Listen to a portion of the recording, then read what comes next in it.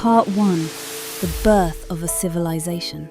The Yellow River's path is a winding one, a journey of over 3,000 miles from its source high in the Tibetan Plateau to where it empties into the sea near Shanghai. Along its course, it has shaped not just the land, but the very soul of China. As we follow the river's flow, we'll discover how each turn of the Yellow River has played a pivotal role in shaping the course of Chinese history. Each bend in the river holds a tale, a story of dynasties risen and fallen, of philosophies born and spread. Our first stop takes us back to the heartland of ancient China. The Yellow River in this region is flanked by towering hills and fertile plains. Here, amidst the rich soil, settled some of the earliest known human communities. Imagine standing on the banks of the Yellow River 7,000 years ago. You are surrounded by towering mountains, some 3,000 meters high. They stand guard over the land, sheltering it from the harsh winds of the north. Yet these mountains were not just natural barriers. To the people of this time, they were imbued with spiritual significance, seen as the dwelling places of gods and ancestors. Life here revolved around the rhythm of the river. The Yellow River was not just a source of water, it was life itself. Its annual floods deposited nutrient-rich silt on the land, turning the plains into one of the most fertile regions on Earth. This bounty of nature encouraged settled life, allowing communities to grow and thrive. But living in such an environment also had its challenges. The Yellow River was as capricious as it was generous. Its floods, while bringing life to the land, could also be devastating. Entire villages could be swept away in a single night, forcing people to rebuild their lives from scratch. Yet life along the Yellow River was not solely about struggle. It was also a place where myths were born and legends grew. In the mists of time, stories tell of Yu the Great, a legendary ruler who tamed the unruly Yellow River. According to ancient texts, Yu spent years living among the people, observing the river's behavior and understanding its moods. Finally, he devised a plan. Yu and his people built dams and canals, guiding the river's flow and creating channels for irrigation. This, according to legend, is how the Yellow River became a source of prosperity rather than destruction. But Yu's story is more than just a myth.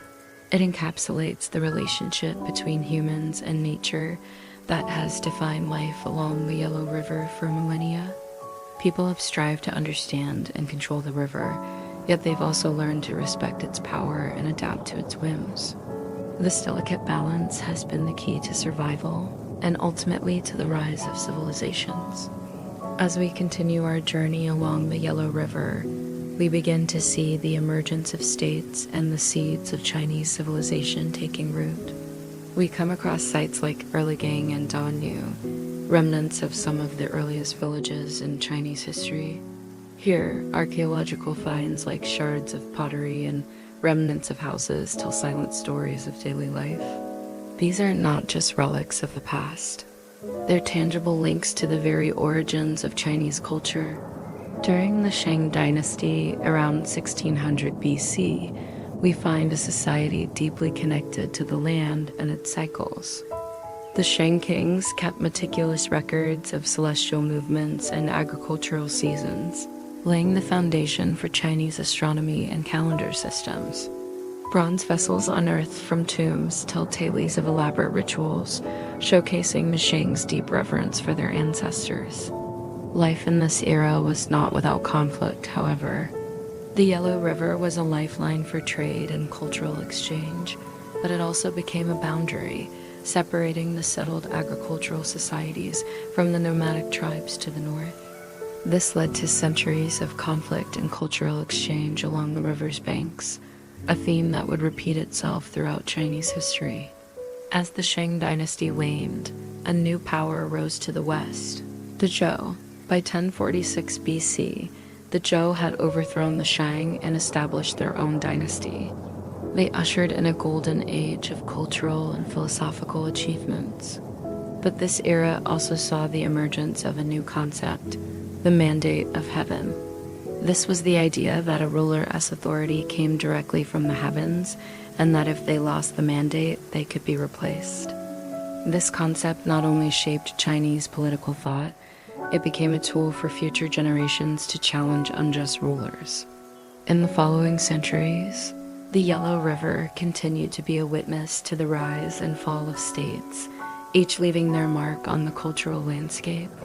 During the Warring States period, the river saw intense competition among various states for resources and territory. It was a time of great upheaval, but also intellectual ferment. Thinkers like Confucius and Laozi emerged during this era, offering philosophies that shaped not just Chinese thought, but the world's.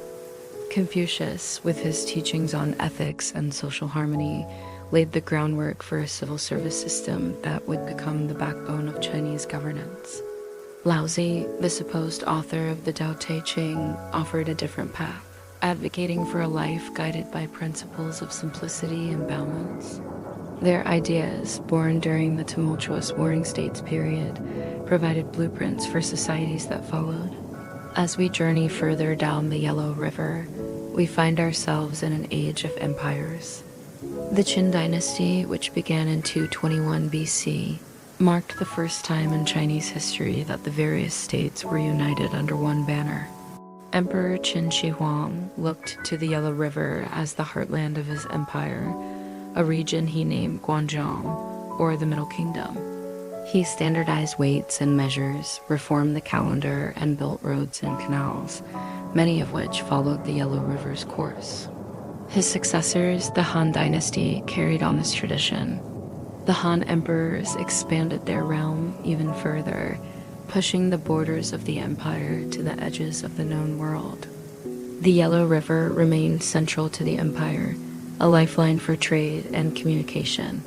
During this era, the famous Silk Road, which connected China to the west, relied heavily on the river's network to transport goods. But life along the Yellow River was not just about trade and politics. It was also a time when science and innovation flourished. During the Han Dynasty, inventions like paper, the compass, and gunpowder were developed, transforming not just Chinese society, but the world. The Yellow River witnessed the blossoming of art and literature as well. Poets like Li Bai and Du Fu wove tales of everyday life, love and loss, war and peace. Their verses echoed the joys and sorrows of the people, reflecting the times in which they lived. As we approach the end of our journey along the Yellow River, we find ourselves in a China transformed.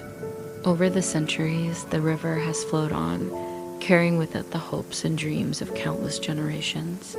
From the mythical times of Yu the Great to the bustling cities of modern China, the Yellow River has been a constant. It has nourished the land, inspired art, and shaped the course of history.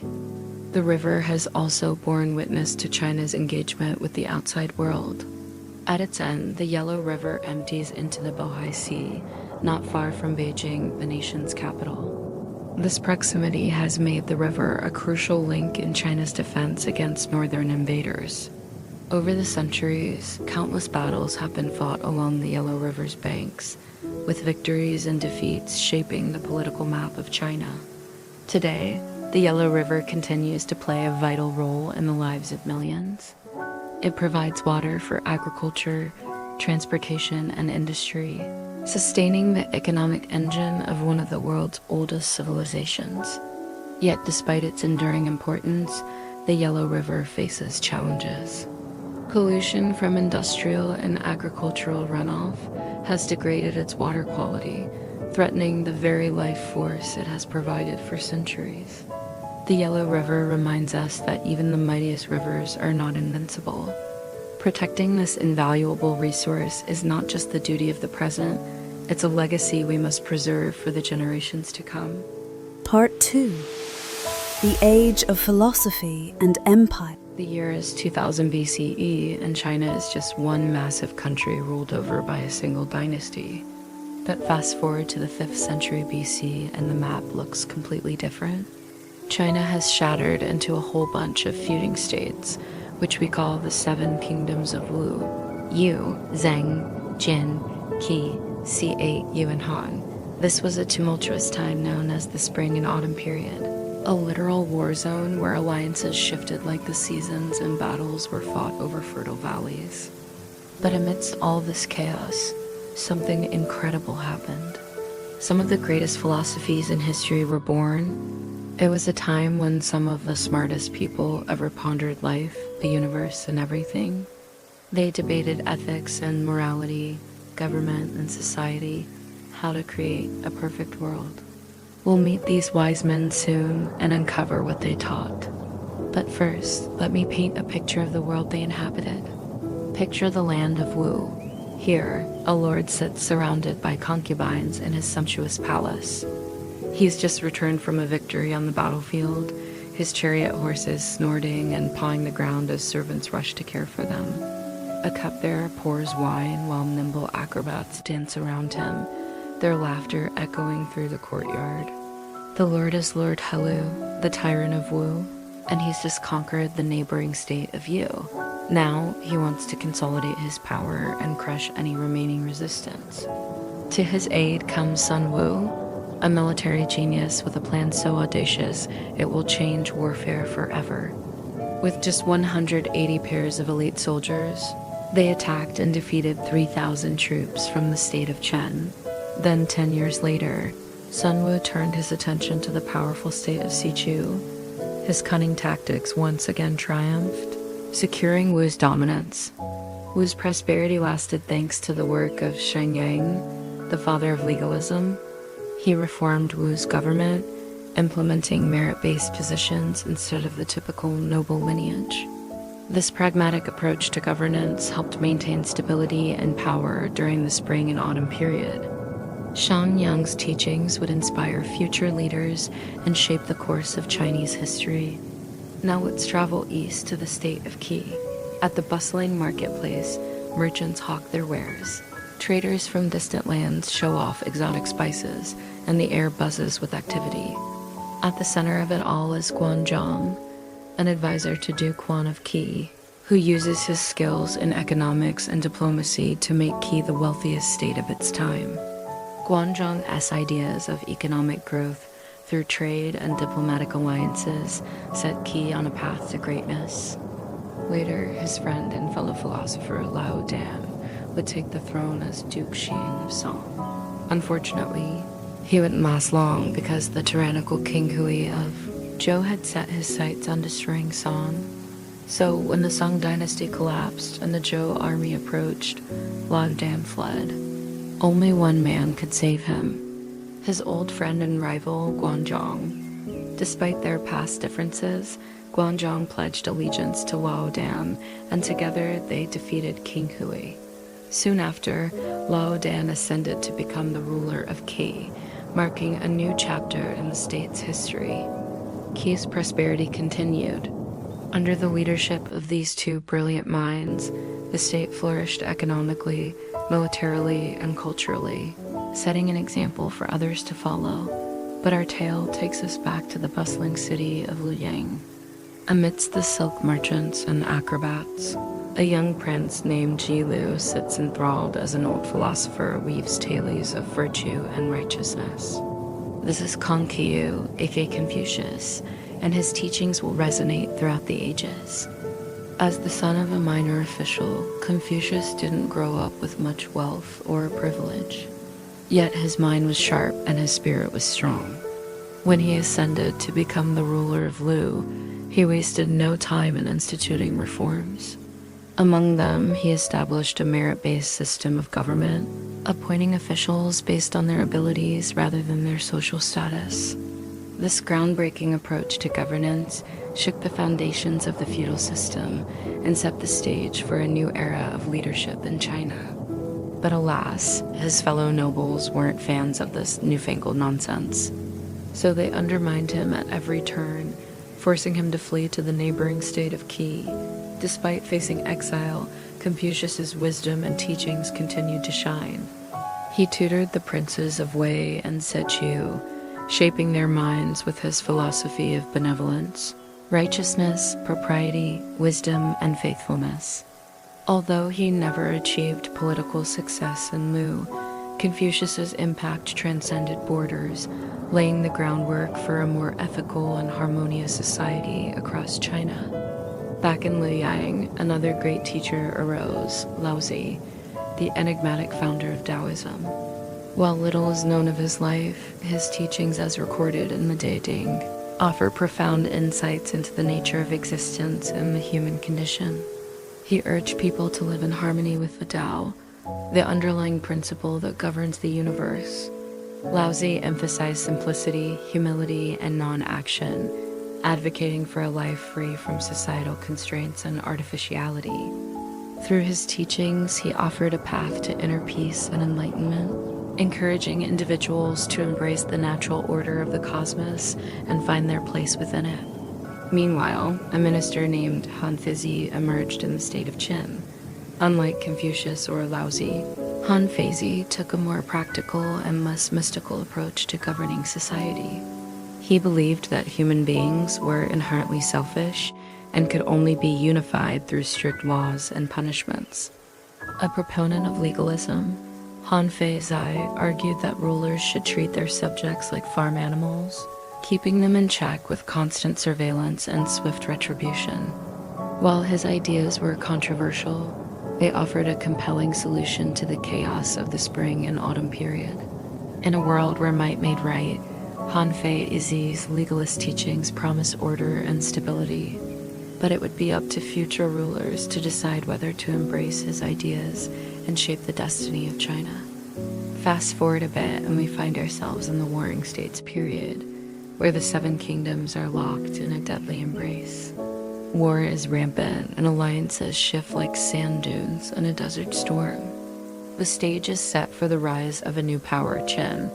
Enter Ying Zhang, a young nobleman who seized the throne and renamed himself Shi Huangdi, the first emperor of China. He proved to be a ruthless ruler, crushing rebellions and executing anyone who opposed him. In a daring move, he invited the scholars of Confucianism, legalism, and Taoism to a grand feast, promising to confer upon them whatever they wished. But behind the emperor's wily smile lay a sinister plot. Once they had gathered, he chained them up and forced them to write down their philosophies, then executed all three. Only one survived by claiming to be a nobody. So what did he actually accomplish? Well, his armies conquered the 6 kingdoms and brought them under the rule of Qin. He standardized weights and measures, created a uniform currency, and even replaced the various scripts with a simplified version. And to defend his realm from nomadic invaders, he built the first version of the Great Wall. Finally, he commissioned a massive tomb filled with treasures fit for a god, including an entire army of terracotta warriors and horses. Truly, the first emperor had secured his place in history, but all empires eventually fall, and true to form, the Qin dynasty was short-lived. After Shi Huangdi's death, his empire cracked and collapsed. Then the Han dynasty rose and would rule for over 400 years. Their emperors were no slouches either. Emperor Wu of Han expanded China's borders and patronized Confucianism, effectively making it the state religion. His grandson Wang Mang attempted to reform the empire by replacing the wealthy landlords with government-appointed officials. But his experiment failed and plunged China into a century of civil war. Yet despite the turmoil, the Han dynasty persevered. They developed paper and invented the crossbow, helping to launch China into a golden age of invention and innovation. By the end of the 2nd century CE, China would look completely different. From farming villages to sprawling cities, the Silk Road thrived, connecting China to the rest of the world. For centuries, China would serve as a beacon of culture, philosophy, and technology, influencing the course of human history. Part 3. The Glory of Han and the Silk Road. The Han dynasty unfurled like a silken banner across China. Across the breadth of its domain, some 3,000 years ago, imperial edicts went forth in the name of Confucian sage. In the fields, farmers used iron plows pulled by sturdy oxen to till the soil, planting rice, wheat, and millet. And at the emperor's command, inventors fashioned paper as fine as linen, which scholars used to record history and philosophy alike. And silk. Silk became one of the most treasured exports of the dynasty. When wise Emperor Wudi came to power, he determined to conquer not just new lands but new knowledge as well. He dispatched his diplomats on arduous journeys to far-off kingdoms to acquire horses for his cavalry. One such journey took diplomat Zheng Qian more than 1,000 miles into Central Asia, where he encountered a world of horse-trading nomads and introduced them to Chinese silk. The result was a trade that would forever change the course of history, bringing together the empires of East and West along what became known as the Silk Road. Welcome to my channel. Join me every week as we explore the rich tapestry of world history together. Let's jump back into it. So let's start at the beginning. Let's explore how Emperor Wudi brought the Han Dynasty to its golden age. Emperor. Wudi came to the throne when he was only 20 years old, but he wasted no time establishing his authority. Now many rulers before him had tinkered with legalism, adopting its efficient methods to govern and control their people. But Wudi sought a broader base of support. He reached out to the Confucian scholars who advocated rewarding good behavior rather than just punishing bad behavior. His first edict named the 18-year-old Wang Man as prime minister, marking the official return of Confucianism as the state ideology. Throughout his reign, he issued decrees promoting Confucian values, including the restoration of ancestral shrines and the establishment of schools to train young men in the Confucian way. Yet he didn't stop there. He sent out conscripted students to villages throughout the empire to teach these ideals directly to the people, stressing the importance of social order and harmony. But his interest in Confucianism went beyond mere window dressing. It was an integral part of his effort to strengthen and stabilize his vast empire. By embracing Confucian principles, Wudi demonstrated his commitment to justice and his respect for his subjects, thereby fostering loyalty and cooperation throughout the realm. This dual approach of combining Confucian values with strong leadership proved remarkably successful. The empire flourished, its borders expanded, and a golden age of peace and prosperity ensued. Under his rule, Wudi's influence extended far beyond the realm of ideas. He personally led military campaigns, expanding the empire's borders and securing its frontiers. He established garrisons along the borders of the empire to defend against nomadic incursions, and he reorganized the military, creating a merit-based system that promoted capable soldiers regardless of their social class. Furthermore, he implemented significant economic reforms aimed at enriching the empire and improving the lives of his subjects. Wudi encouraged the development of industries such as mining and metallurgy, and he implemented policies to promote trade both domestically and internationally. These reforms not only contributed to the empire's economic growth, but also helped to integrate different regions of the empire, fostering greater cultural exchange and interdependence. His reign marked a turning point in Chinese history, setting the stage for centuries of cultural, economic, and technological advancements that would shape not just China, but the entire ancient world. He was a pioneer of cross-cultural diplomacy, laying the groundwork for the famed Silk Road. You see, Emperor Wudi recognized the strategic value of establishing connections with the diverse civilizations scattered across Central Asia. He realized that forging alliances and trading with these regions could bring immense benefits to his empire, from acquiring valuable resources to gaining access to new markets and potentially enlisting allies against shared enemies. His vision extended even further, encompassing the kingdoms of India and Persia, as well as the distant lands of the West. To achieve these ambitious goals, Emperor Wudi invested heavily in the training and safety of his diplomatic missions. He understood that for these endeavors to succeed, his representatives must be well equipped, both physically and diplomatically, to navigate the challenges of such long journeys. To ensure their protection, he assembled elite military escorts to accompany each mission, safeguarding their passage and providing crucial support in times of need. He also made substantial investments in infrastructure, establishing a series of way stations and supply depots along the routes, connecting his empire to the rest of the world.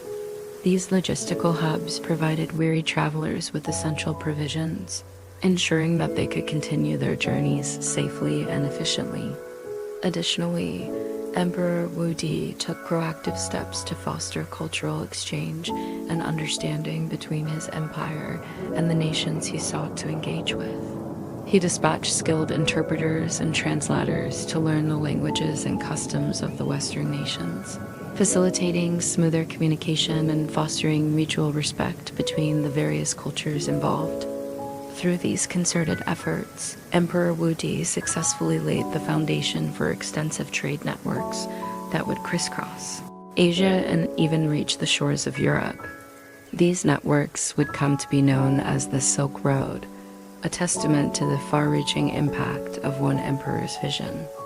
Yet despite the grandeur of these achievements, the story of Emperor Wu Di's Silk Road is not without its complexities.